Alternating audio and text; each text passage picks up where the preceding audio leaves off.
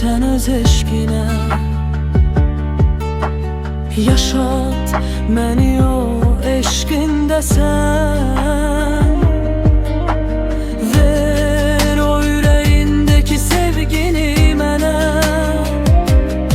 Yaşadım mən də sənin sevgini. Yaşadım öz ürəyimdə mən səni. Gəl, apar məni sən öz eşkinə. Sevgini yaya, ürəyimə sən yaya.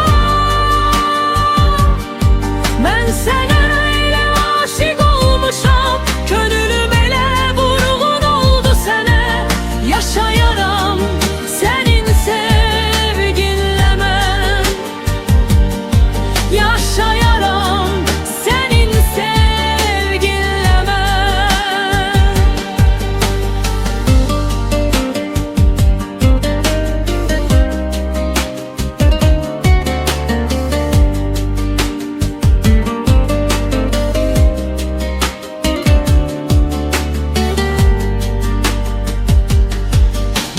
Gəl, apar məni sən öz eşkinə. Arzularımın arzusu olmuşam sen. Eşk dünyamın eşkine dönmüşsen.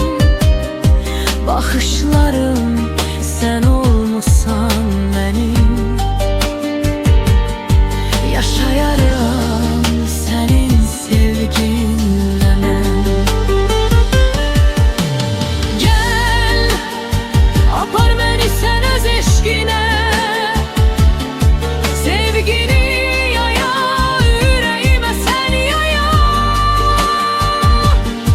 Mən sənə elə aşiq olmuşam, könlüm elə vurğun oldu sənə. Yaşayaram sənin sevginlə mən. Yaşayaram sənin sevginlə mən.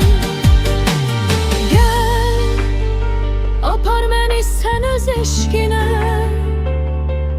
Sevgini yaya, ürəyimə sən yaya.